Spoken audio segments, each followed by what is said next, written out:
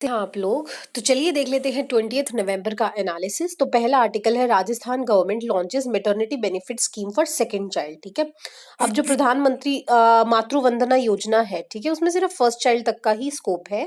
पर इस राजस्थान गवर्नमेंट एक स्टेप अहेड गई, बोलते हैं कि हम सेकंड चाइल्ड में भी आपको पैसे देंगे।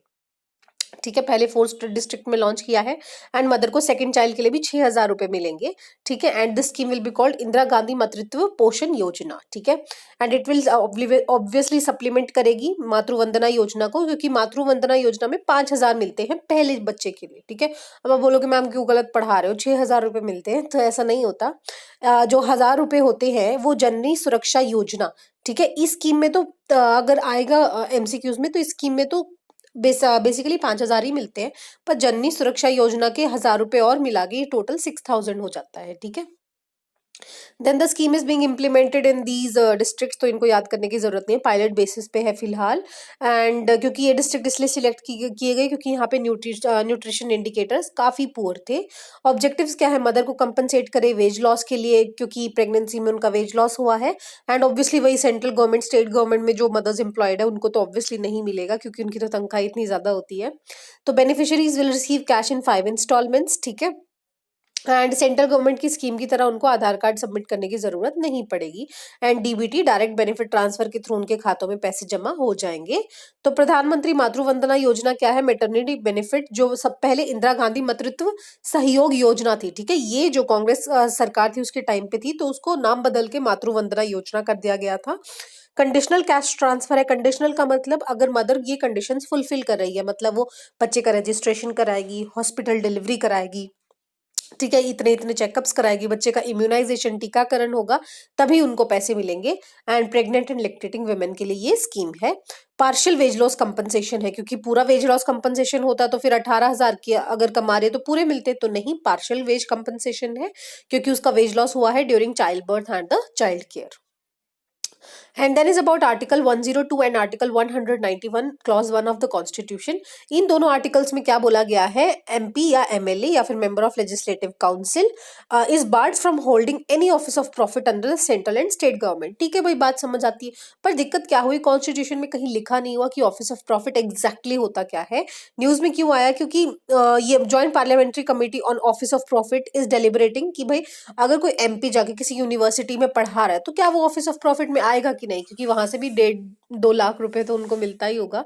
ठीक है, एज अ सैलरी, तो वो आएगा या नहीं आएगा। What is office of profit, अगर एमपी या एमएलए होल्ड करता है ऑफिस ऑफ प्रॉफिट एंड वहां से बेनिफिट रिसीव कर रहा है तो उसे ऑफिस ऑफ प्रॉफिट कहा जाएगा, मतलब गवर्नमेंट ऑफिस होल्ड कर रहा है।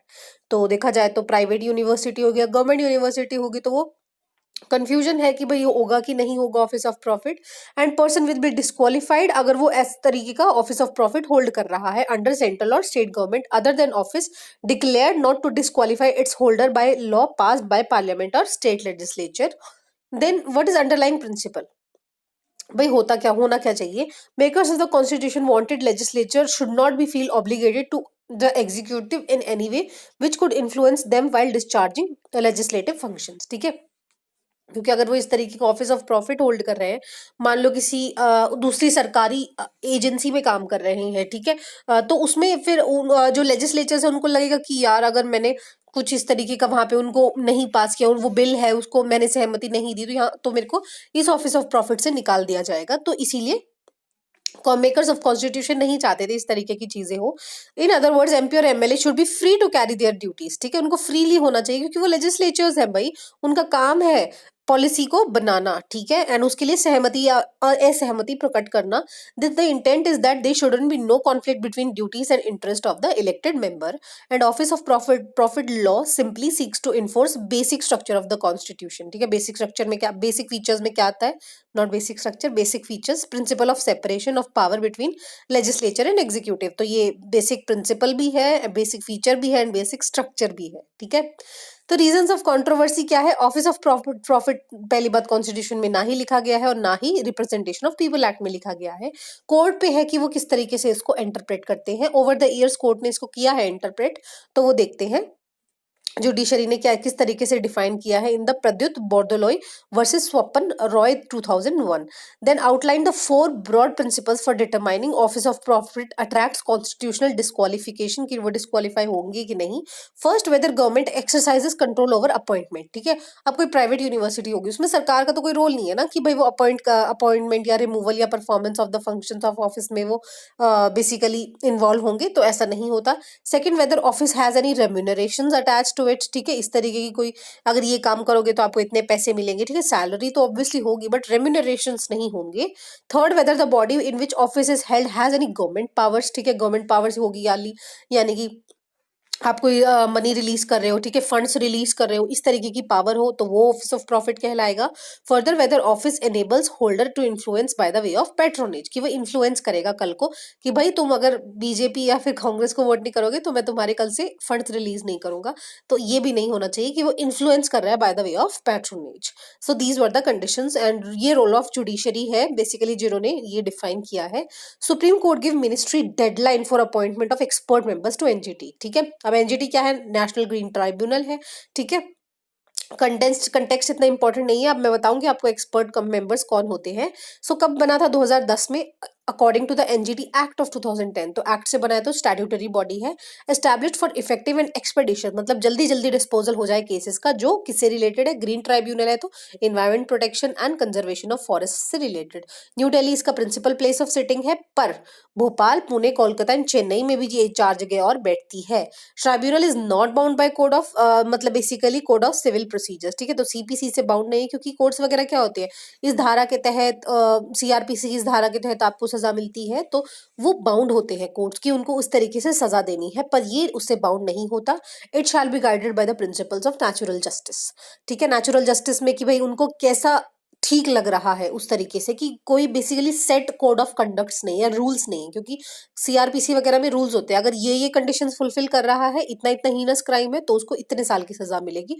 पर इसमें ऐसा नहीं होता, नेचुरल जस्टिस के अकॉर्डिंग होता है कि इसको इतना होना चाहिए, इतना, क्योंकि इन्वायरमेंट कितना ज्यादा अफेक्टेड है वो आप मेजर तो नहीं कर सकते हो ना, तो इसीलिए नेचुरल जस्टिस के प्रिंसिपल से उसको डील किया जाता है. It is mandated to make disposal of application within 6 months. ठीक है, जब 6 फाइल करेंगे तो 6 महीने के अंदर अंदर उसका वर्डिक्ट आ जाना चाहिए. तो और मेन बात यह है कि क्या इंडिया पहली कंट्री है जिसमें एनजीटी आया, तो नहीं, सबसे पहले ऑस्ट्रेलिया में आया था, फिर न्यूजीलैंड में, फिर इंडिया में आया है. Then sanction strength, it allows up to 40 members, तो 20 एक्सपर्ट एंड 20 जुडिशियल मेंबर्स. तो ये एक्सपर्ट मेंबर्स नहीं है ना, तो उसी पे दिक्कत आ रही है. एंड 20 जुडिशियल मेंबर्स, क्योंकि ऑब्वियसली वर्डिक्ट पास करेगी तो जुडिशरी की भी इसमें रिप्रेजेंटेशन होनी चाहिए. चेयरमैन इसका हेड होता है and also serves as judicial members and is required to be serving or retired chief justice of high court.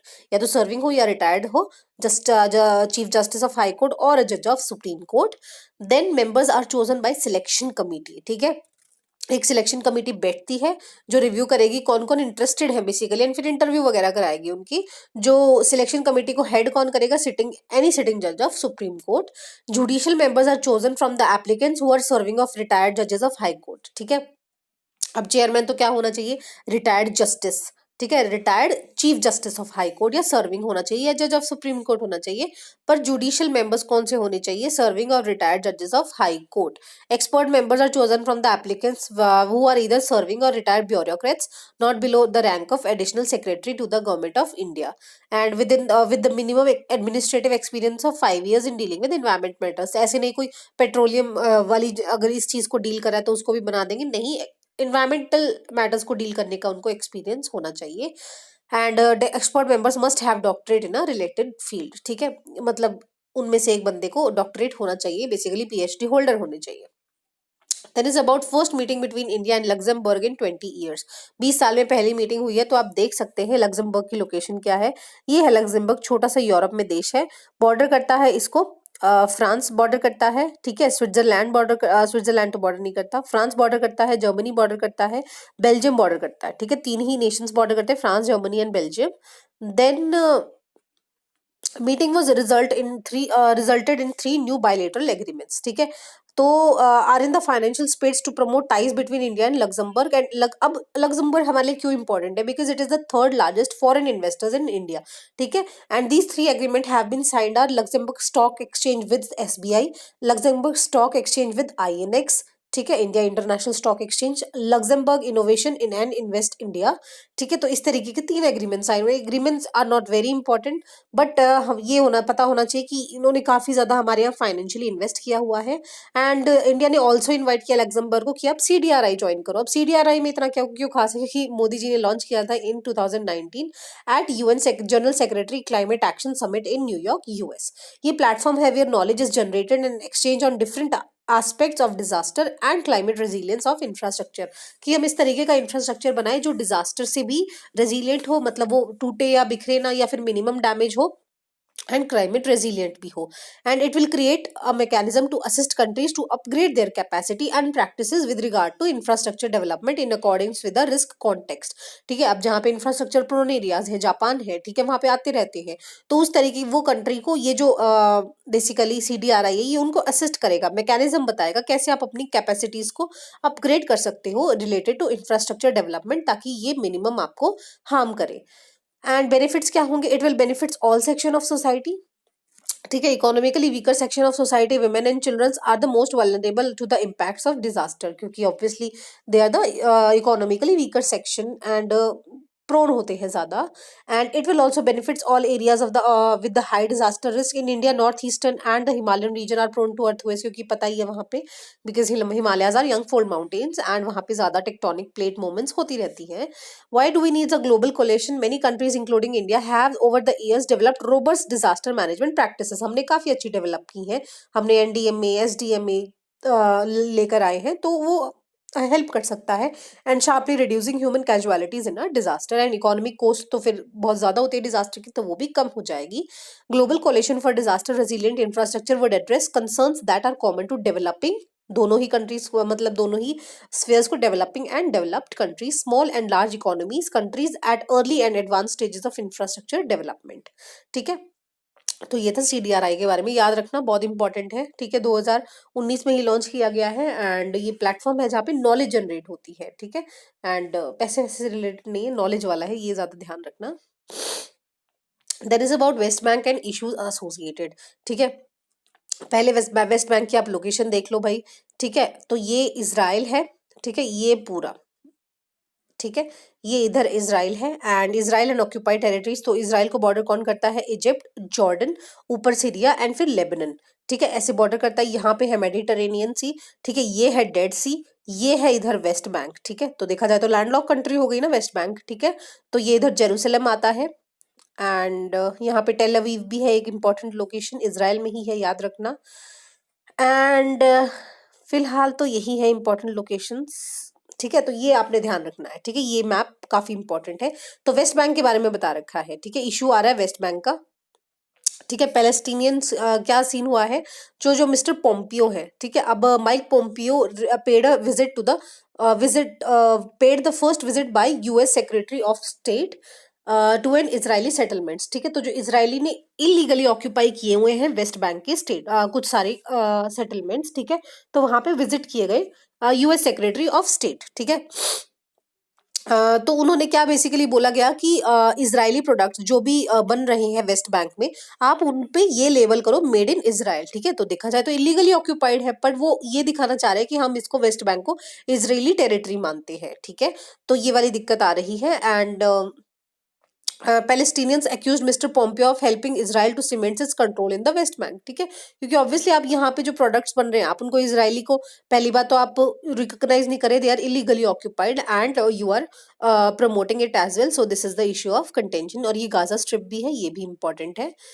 ठीक है, देन देखते हैं वेस्ट बैंक क्या है, लैंडलॉक टेरिटरी है in the Mediterranean, near the Mediterranean coast, हम देख चुके हैं।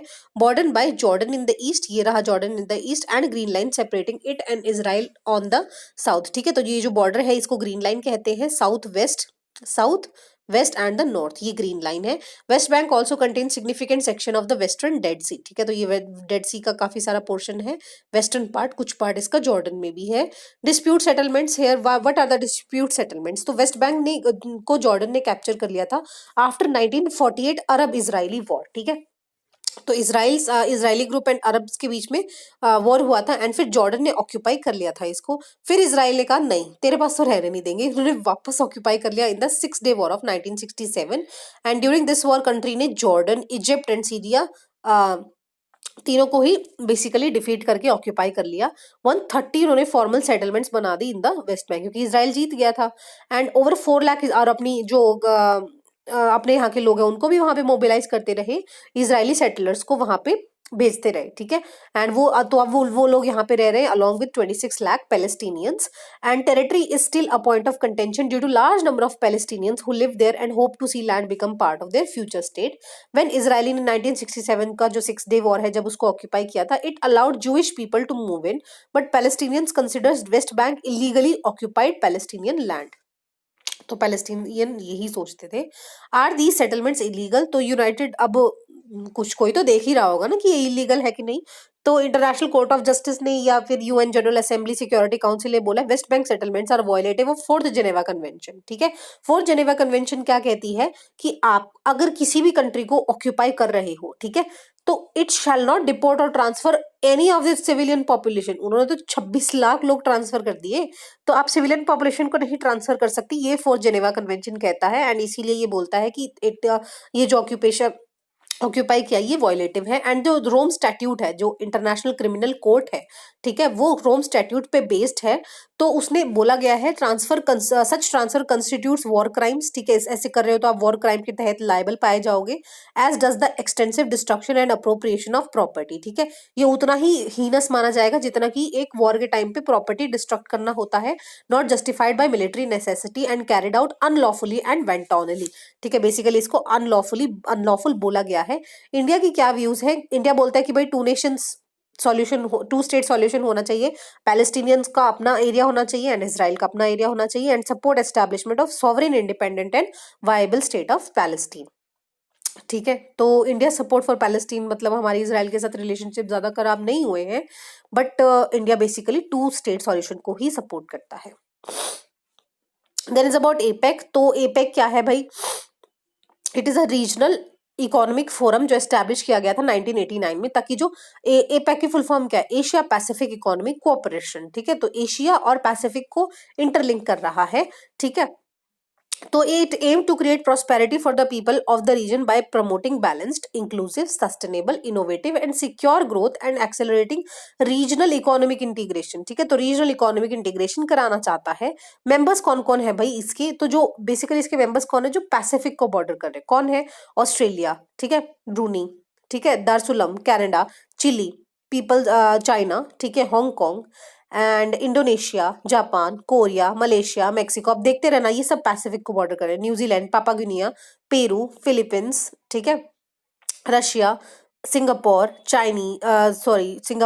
Taipei, Thailand, USA and Vietnam. तो आप बोलेगे अच्छा इसमें इंडिया तो है ही, तो नहीं, इंडिया नहीं है इसमें। इंडिया ने बोला है हम इसका बेसिकली वो होना चाहते हैं, पार्ट होना चाहते हैं, बट अभी वो एक्सेप्ट नहीं किया, क्योंकि बोलते हैं कि भाई आप पैसिफिक को तो बॉर्डर कर ही नहीं रहे, आपको हर में उसका पार्ट होने की जरूरत क्यों है।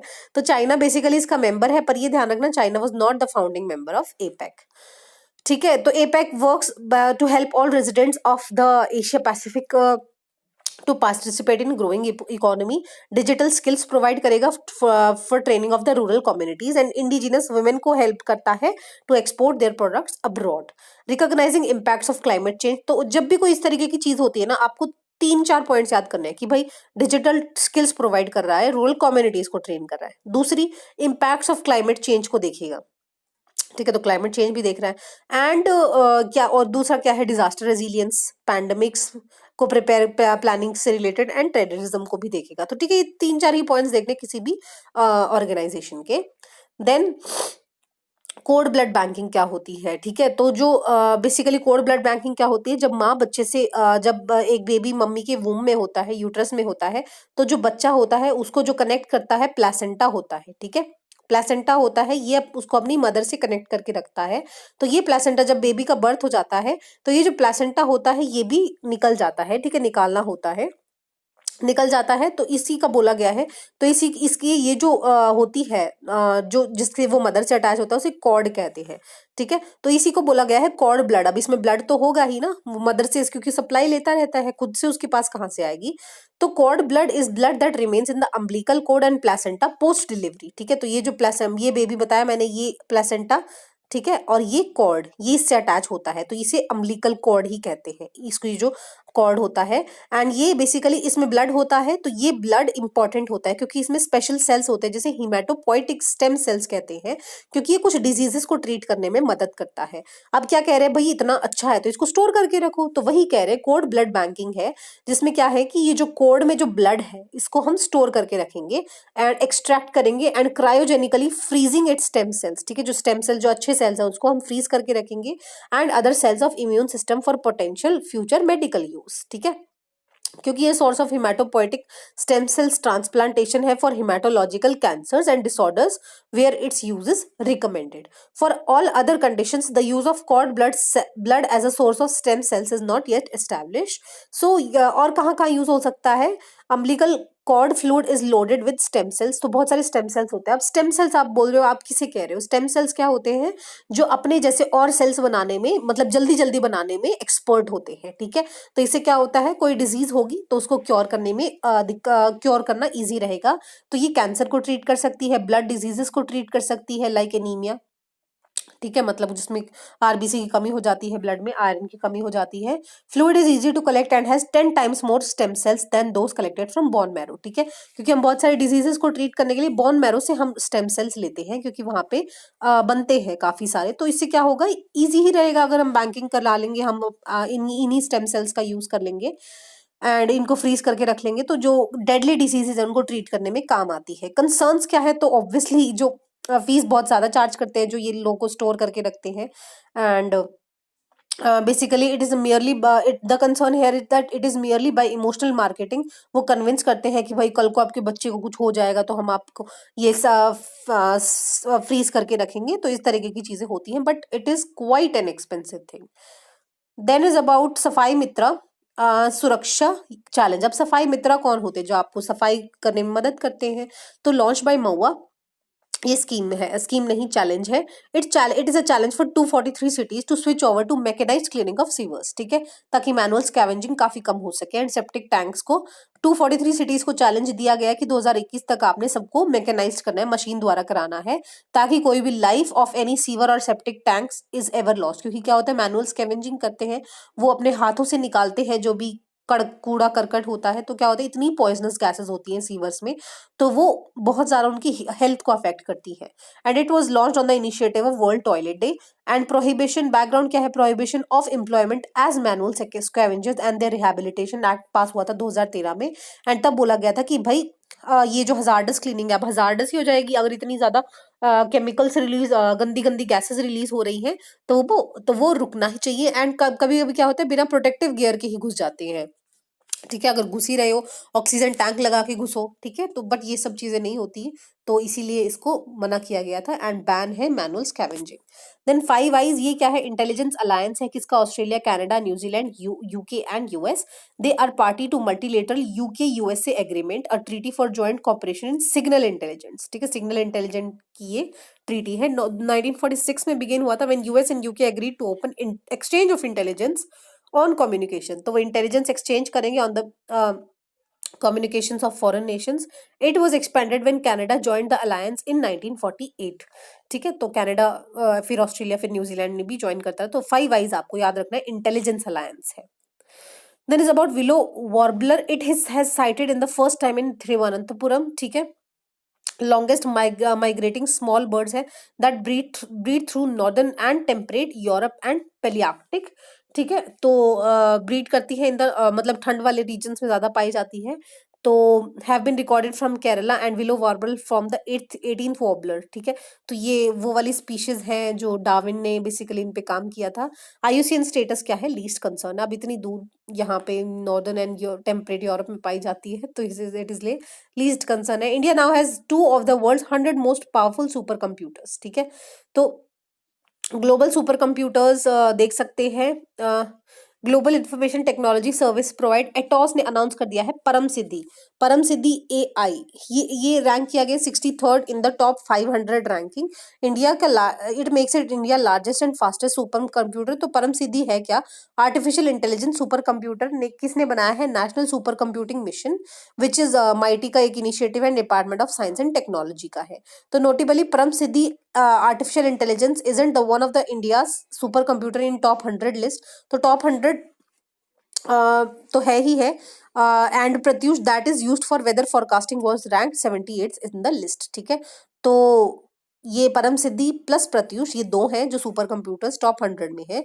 Global super computers top 500 project track the most powerful super computers जो वर्ल्ड में पब्लिश बनाए गए हैं। एंड ये दो पब्लिश ट्वाइस अ ईयर, ये इस तरीके की रैंकिंग साल में 2 बार पब्लिश होती है, जहां पर ये super computer Fugaku and IBM submit are two most powerful supercomputers in the world. Then is about global HIV prevention coalition. तो global coalition है किसका? यूनाइटेड नेशन मेंबर स्टेट्स का, डोनर का एंड सिविल सोसाइटी ऑर्गेनाइजेशन का। 2017 में बना था ताकि ग्लोबल एफर्ट्स को ये प्रेस कर सके एंड सपोर्ट कर सके जो HIV को रोक रही हैं। ठीक है, एंड जो हाईएस्ट HIV बर्डन कंट्रीज है उनको ये इंक्लूड करता है, private sector organisation, donor, civil society को इंक्लूड करता है। It seeks to ensure accountability for delivering prevention services at scale in order to achieve targets of the 2016 political declaration on ending AIDS। ठीक है, 2016 में declare हुआ था कि ads को एंड करके मानेंगे, including 75% reduction of HIV infection towards fewer than 5 lakh infections by 2020। ठीक है, तो बेसिकली इसमें इतना इंपॉर्टेंट नहीं है, आपने बस ये याद रखना है एड्स को एज अ एपिडेमिक 2030 तक हमने एंड करना है। ठीक है, ये ग्लोबल कोलिशन है यूनाइटेड नेशन मेंबर स्टेट्स का, एंड 2017 में इसको एस्टैब्लिश किया गया था। तो आगे आप खुद ही बना लेंगे, इस तरीके का कुछ होगा। ग्लोबल टारगेट्स बस आपने ध्यान रखना है। So this was it for today's discussion. I hope you like it and thank you so much for watching.